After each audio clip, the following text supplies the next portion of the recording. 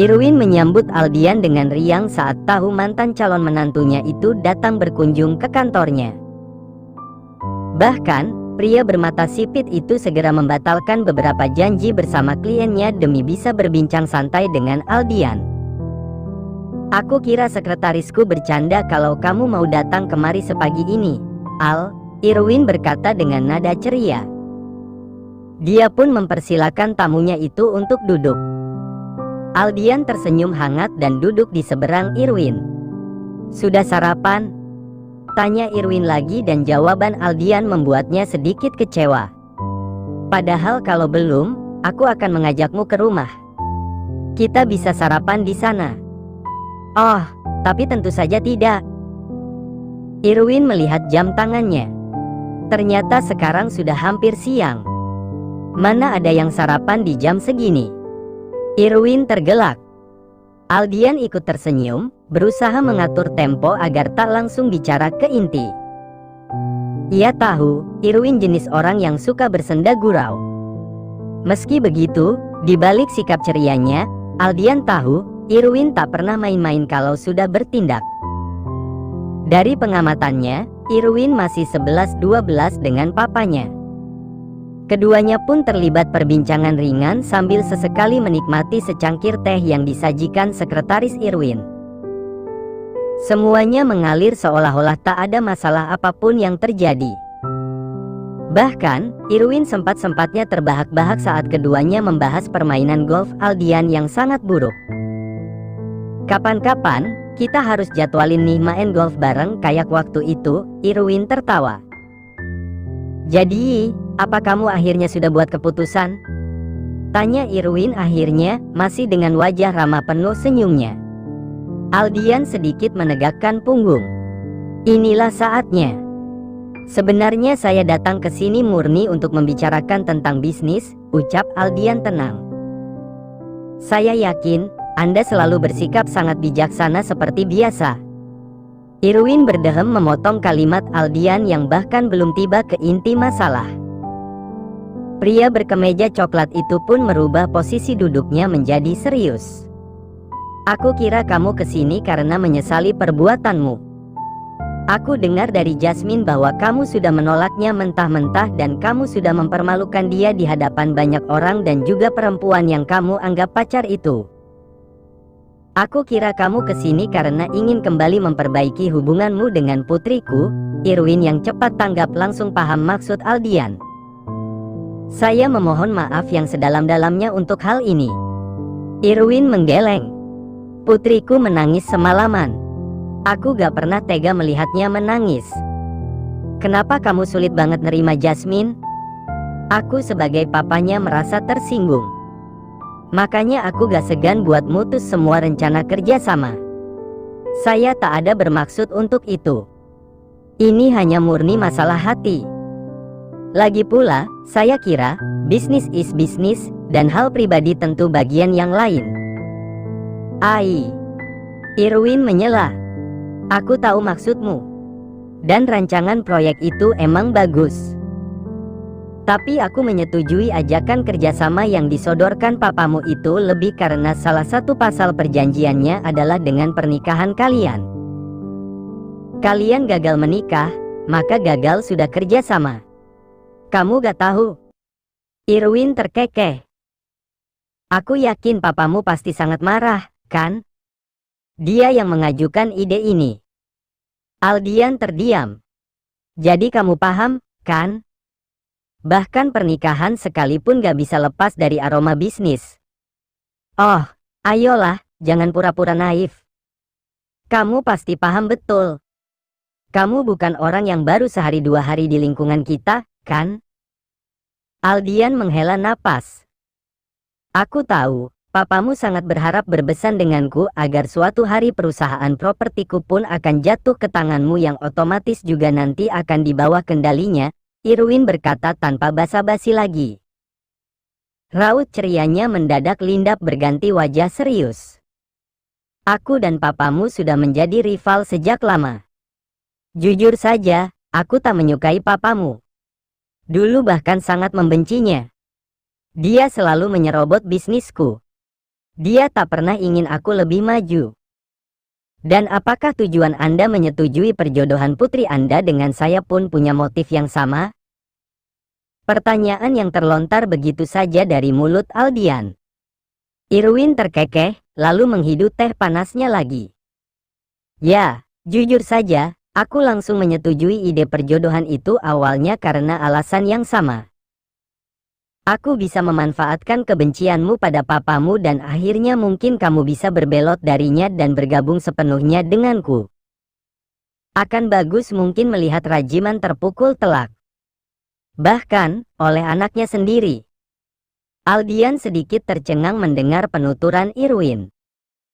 Tapi, Al, selain niatan awalku itu dan selain karena memang putriku yang tergila-gila padamu, aku setuju dengan perjodohan itu karena memang aku menyukai personalitimu.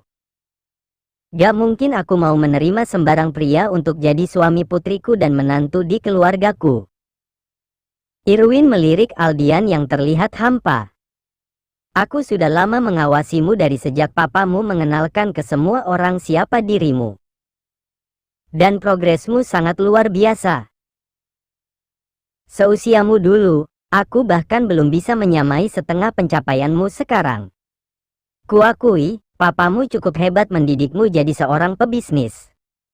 Mungkin juga karena darah pebisnis keluarga Wijaya yang mengalir dalam darahmu. Aldian mengangguk takzim dan berterima kasih untuk sanjungan Irwin. Kamu kemari untuk mengajukan lagi kerjasama, kan? Aldian mengangguk dan Irwin pun tertawa. Aku memang menyukaimu dan juga strategi bisnismu, tapi aku juga sangat menyayangi putriku. Jadi, maaf Al. Mau kamu bujuk aku 1001 cara pun aku tetap dengan pembatalanku. Kecuali satu cara. Irwin menatap Aldian tegas. Nikahi putriku. Hanya itu yang bisa kamu lakukan. Dan bukan aku meremehkan, mencari investor untuk proyek papamu itu sepertinya gak akan mudah. Selamat berusaha. Dan apabila kamu menyerah, aku mungkin masih membuka kesempatan. Irwin terkekeh. Setelah perdebatan dengan ayahnya, Jasmine, Aldian membuka catatan di tabletnya untuk memeriksa deretan nama dalam list yang dibuatnya. Kemudian, ia mencoret beberapa nama yang telah menolak tawaran kerjasamanya itu. Embusan napas berat keluar dari mulut Aldian. Ini sudah hari ketiga dan belum ada tanda-tanda angin segar tentang investor baru pengganti Irwin yang masih tetap dengan keputusannya. Aldian menyisir rambutnya, merasa lelah dengan beban pekerjaan yang double-double. Kemudian, sesekali ia tambahkan 1-2 nama. Ia coba ingat-ingat orang-orang yang sekiranya bisa membantunya. Dalam hal ini, ia cukup berterima kasih pada Rajiman karena berkat didikan dan dorongan keras pria itu, Aldian mampu bergaul dan percaya diri bersama orang-orang penting. Rajiman sangat rajin mengikutkan Aldian ke acara-acara penting dan eksklusif. Selain untuk mempelajari bagaimana cara mereka bersikap dan berpikir, tentu pula untuk membangun relasi seluas-luasnya. Aldian menengok ke arah jam tangannya, tinggal beberapa menit lagi sebelum jadwal penerbangannya ke Singapura. Kali ini ia akan pergi memenuhi undangan profesornya ketika kuliah dan berharap sang profesor yang telah banyak sekali membantu Aldian belajar bisnis itu kini kembali membantunya. Kemarin malam, ia bertukar surel dan menceritakan kepelikan yang tengah dihadapinya. Dan jawaban sang profesor tersebut hanyalah sebaris kalimat undangan makan malam di rumahnya. Have a safe flight, Al. Semoga cepat pulang dan membawa kabar baik. I love you very very very very much. Aldian tersenyum saat membaca pesan dari ke arah yang begitu meriah dengan emoji hati berwarna-warni. Ia pun membalasnya dengan kata-kata penuh harapan dan kerinduan. Cepat tidur. Jangan bergadang. Nanti aku kirim pesan lagi kalau udah sampai, Aldian menambahkan pesan. Ia pun membuka aplikasi untuk melihat kamera CCTV di sekitar Indekos ke arah. Aldian pun tersenyum meski hanya melihat wujud daun pintu kamar indekos ke arah yang tertutup rapat. Kemudian, ia mengalihkan ke kamera lain, kamera di dekat gerbang indekos. Namun, seketika Aldian terperanjat ketika melihat ada sosok pria bertopi yang berdiri di sana beberapa saat, lalu tak lama pergi. Dan Aldian rasa, meski tak begitu yakin, jika sosok itu mirip sekali dengan Dennis. Di sisi lain, hari mulai gelap saat Keara bangkit dari meja kerjanya dengan badan pegal. Ia pun melirik ponsel dan mendapati pesan dari Hidin yang sudah menunggunya di luar area gedung. Ya, sudah beberapa hari ini, Keara pergi dan pulang bersama Hidin. Duluan, ya. Teriak Keara pada Intan yang masih berkutat dengan pekerjaannya. Intan pun hanya mengacungkan kedua jempol. Keara berjalan lebih tergesa. Meski mulai terbiasa dengan tatapan orang-orang yang nampaknya masih menunjukkan keingintahuan, tetapi tetap saja, rasa risih tak bisa hilang begitu saja. Keara sudah sampai di lobi dan matanya langsung melebar dengan senyum semeringah saat melihat sesosok pria yang melambai-lambai padanya di sofa tak jauh dari pintu masuk. Keara sontak berlari menghampiri pria yang kemudian berdiri dengan tas ransel di punggungnya itu. "Abang!" pekik Keara. Dan pria yang tak lain adalah Din itu nyengir lebar sambil menepuk bahu adiknya. "Kok gak bilang-bilang mau kesini?" tanya Keara antusias. Sudah begitu lama rasanya ia tak bertemu kakak satu-satunya itu. "Biar surprise," jawab Din sambil mencubit pipi Keara. "Sehat, kan?" tanyanya dengan cubitan yang belum mau dilepas. "Ish, sakit." Keara memukul tangan abangnya yang malah terkekeh. Keduanya pun duduk di sofa. "Nih." Din mengangsurkan satu tas belanja besar ke arah Keara. "Abang mampir sekalian mau ngasih titipan Vina. Entar masukin kulkas. Stok makanan biar gak banyak jajan. Vina yang masakin."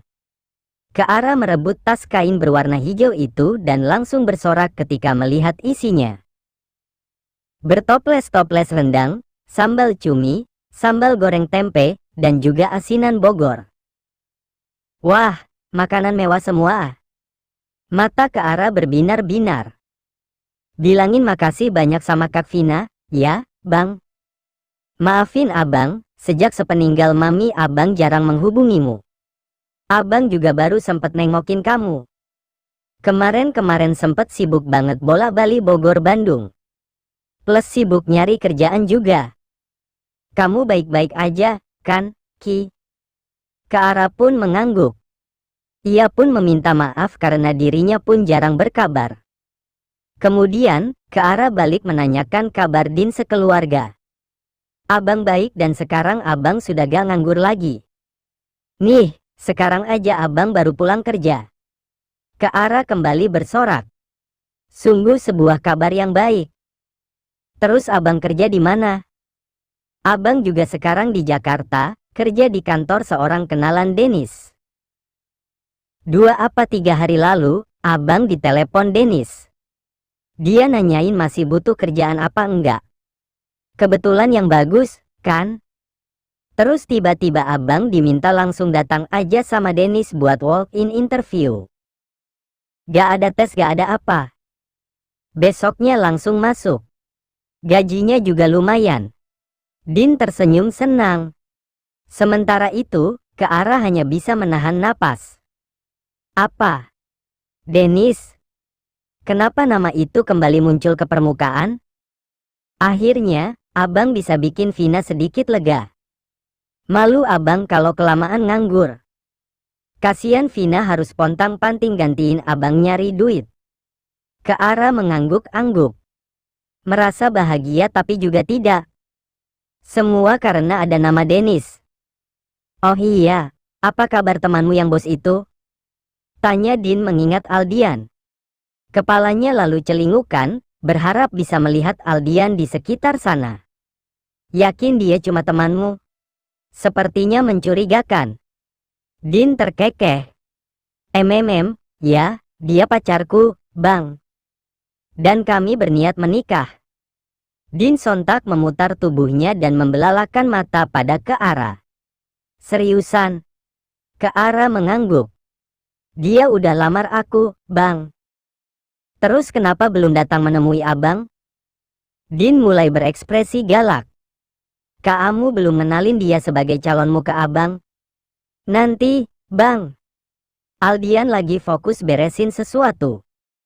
Setelah semuanya beres, baru nanti dia akan datang ke rumah. Kami juga pengennya cepet-cepet. Din manggut-manggut. Baguslah, kalau begini setidaknya abang punya jawaban untuk Dennis. Keara melotot. Lah, ngapa ada nama dia lagi, sih? Din melirik ke arah yang sudah bertampang jutek. Itu, soalnya baru aja kemarin Dennis ngobrol lagi sama abang. Bilang kalau dia sama sekali gak bisa lupain kamu. Dia menderita katanya. Dan dia minta izin sama abang buat kembali perjuangin kamu. Apaan banget, si Dennis? Terus kenapa juga abang masih baik-baikin si Dennis? Abang udah tahu kan gimana kelakuan dia ke aku? Ya, Dennis pun sudah bilang semua. Bahkan dia sampai sujud-sujud sama abang mohon ampunan dan meminta kesempatan kedua katanya. Keara tercengang dengan kepala ingin meledak. Ada apa lagi ini?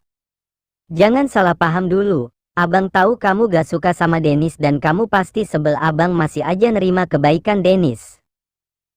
Ya, gimana? Soal kerjaan, abang emang lagi butuh. Terlepas dari dia saudara Vina atau bukan. Tapi abang udah bilang kok ke dia buat gak maksa-maksa kamu. Lagian, pokoknya abang udah gak mau nyuruh-nyuruh kamu buat nikah dengan si A atau si B. Terserah. Abang hanya pengen lihat kamu bahagia. Itu aja. Din lalu melirik ke arah yang hanya diam. Kalau si Dennis ada macam-macam sama kamu, bilang aja. Tapi abang yakin dia gak bakal berani macam-macam. Abang udah peringatin dia. Dan denger-denger, dia abis beli rumah gak jauh dari komplek tempat indekos kamu. Abang ama Vina aja disuruh pada datang entar ke acara syukuran rumah barunya. Keara memegangi kepala. Entah apa lagi yang sedang menunggu di depan. Firasatnya sungguh tak mengenakan. Din dan Keara memutuskan untuk berjalan-jalan dulu, setelah sebelumnya menghubungi Hidin karena ia akan pulang bersama Din. Nanti abang naik kereta yang paling malam setelah antar kamu pulang, ujar Din yang masih ingin menghabiskan waktu dengan adik satu-satunya itu. Mumpung besok weekend, katanya. Kemudian, dia merengek pada Keara untuk dibelikan kopi seperti yang pernah diposting Keara di story-nya dulu. Ya ampun, kayak orang ngidam aja, kamu, Bang. Din tertawa. Mumpung kemari. Akhirnya, Keara mengabulkan keinginan Din, membawanya ke kedai kopi milik Gavin. Bayarin, ya. Kan abang masih belum dapat gaji. Ujar Din ketika keduanya melewati pintu kaca kedai. Keara memutar mata, sedangkan Din pura-pura sedih dengan menyeka kedua sudut mata. Hai, Keara. Sapa seorang barista yang memang sudah mengenal Keara, saat Keara dan Din tiba untuk memesan. Baru kelihatan lagi. Kemana aja? Hai, Josh. Biasa, aku sibuk. Sibuk rebahan. Keara menjawab dan disambut tawarannya si barista. Di samping Keara, seorang wanita berambut pendek yang sedari tadi berdiri sambil bermain ponsel memutar badan. Dia menatap Keara dari atas hingga bawah, lalu beralih menatap Din yang langsung tersenyum sambil mengangguk kaku. Kamu Keara? Tanya wanita itu. Keara yang baru sadar akan kehadiran wanita tersebut di sampingnya langsung gelagapan. Betul, jawabnya sambil tersenyum. Kamu gak inget aku? Tanyanya lagi. Keara menatap wanita parubaya berbaju kasual dengan celana denim ketat dan sneakers itu. Wanita yang cantik dan ke arah masih belum mampu mengingat meski wajah itu terasa tak begitu asing. Saya ibunya Gavin. Kita pernah bertemu di gala dinner, ujar wanita itu sambil tersenyum tipis. Ke arah meletakkan tangannya di dada dengan ekspresi wajah terkejut. Penampilan ibunya Gavin sangat berbeda saat di gala dinner kemarin. Nyonya Sekar. Jangan panggil Nyonya. Panggil saja Sekar, biar terasa lebih muda. Sekar mengangkat alisnya sebelah. Siapa dia? Tanya Sekar lagi menatap Din. Oh, ini Din, abang saya. Din pun mengangsurkan tangan dan keduanya bersalaman. Mau gabung? Datanglah ke meja 35 di belakang, ucap Sekar dengan gaya cool, lalu pergi lebih dahulu. Pergi saja, nanti pesanannya kita antar, ucap barista tadi pada ke arah. Ke arah pun akhirnya mengikuti kemana Sekar pergi dengan Din membuntuti. Tak mungkin pula jika ia harus menolak meski dalam hati, diam-diam menyesali datang ke kedai Gavin malam ini. Di meja 35, rupanya tak hanya ada Sekar yang duduk di sana, melainkan ada seorang wanita lagi. Dia sama cantiknya dengan Sekar meski dari umur sudah tentu tak muda lagi. Kemarilah, ajak Sekar. Ke arah mendekat dan dipersilakan duduk oleh Sekar. Ke arah, kamu tahu yang di sebelahku siapa? Tanya Sekar sambil menahan senyum. Ke arah menggeleng bingung, pun orang yang di sebelah Sekar. Wanita itu menatap ke arah, lalu Sekar bergantian. Sungguh, gak sia-sia aku mengajakmu keluar malam ini. Sekar menepuk pundak wanita di sampingnya, lalu akhirnya tertawa sambil bertepuk tangan. Tawa yang membuat ke arah mengerjap tak percaya. Tak menyangka bahwa wajah yang terlihat kaku itu bisa berekspresi selepas itu. Ini sungguh kebetulan yang artistik. It's amazing. Seru Sekar lagi, masih dengan tawanya yang heboh sendiri. Kamu tahu, ke arah, wanita yang di sampingku adalah Ivana. Ibu sambung Aldian,